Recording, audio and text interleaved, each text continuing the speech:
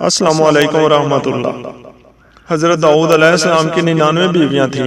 اس کے بعد آپ نے ایک ایسی عورت کو نکاح کا پیغام دیا جس کو ایک مسلمان نے پہلے ہی پیغام دے رکھا تھا، لیکن آپ کا پیغام پہنچنے کے بعد عورت کے اولیاء دوسرے کی طرف بلا کب اور کیسے توجہ کر سکتے تھے؟ چنانچہ اس عورت کا آپ سے نکاح ہو گیا۔ یہ بات نہ تو شرعاً جائز تھی اور نہ اس زمانے کے رسم و رواج کے خلاف تھی، لیکن حضرات انبیاء کرام علیہم السلام کی شان بہت ہی عرفہ و اعلیٰ ہوتی ہے۔ یہ کام آپ کے منصب اعلیٰ کے مناسب نہ تھا، اس لیے اللہ تعالیٰ کی مرضی یہ ہوئی کہ آپ کو اس پر متنبہ اور آگاہ کر دیا جائے۔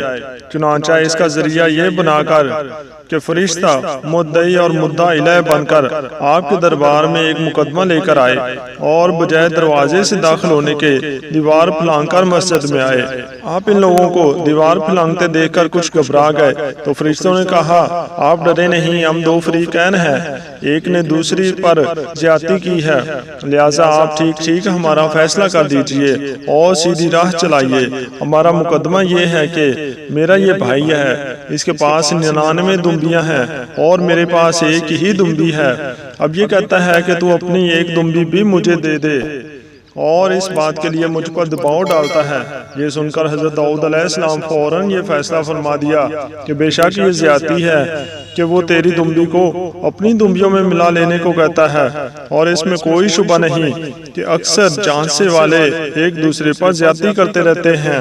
لوگوں کو جو صاحب ایمان اور نیک عمل کرنے والے ہوں، ایسوں کی تعداد بہت ہی کم ہے۔ مقدمہ کا فیصلہ سنا کر حضرت داؤد علیہ السلام کا ماتھا کھٹکا اور انہوں نے سمجھ لیا کہ اس مقدمہ کی پیشی در حقیقت میرا امتحان تھا۔ چنانچہ فوراً ہی آپ سجدے میں گر پڑے اور اللہ تعالیٰ سے معافی مانگنے لگے، تو اللہ تعالیٰ نے آپ کو معاف فرما دیا۔ چنانچہ قرآن مجید میں ہے، تو ہم نے حضرت داؤد علیہ السلام کو معاف کر دیا، بے شک ان کے لیے ہماری بارگاہ میں ضرور قرب اور اچھا ٹھکانہ ہے۔ اے داؤد، بے شک ہم نے تمہیں زمین کا نائب بنایا ہے، تو لوگوں میں ٹھیک فیصلہ کیجئے اور خواہش کی پیروی نہ کیجئے، ورنہ وہ آپ کو راہ سے بہکا دے گی۔ حضرت داؤد علیہ السلام کی شان بہت ہی عظیم الشان ہے، اس لیے بہت ہی معمولی اور چھوٹی چھوٹی باتوں پر بھی خداوند اقدس کی طرف سے ان حضرات کو آگاہی دی جاتی ہے، اور یہ نفوس قدسیہ بھی بارگاہ الہی میں اس قدر تی اور متواضع ہوتے ہیں کہ فوراً ہی دربار خداوندی میں سجدہ زیر ہو کر عفو اور درگزر کی استدعا کرنے لگتے ہیں۔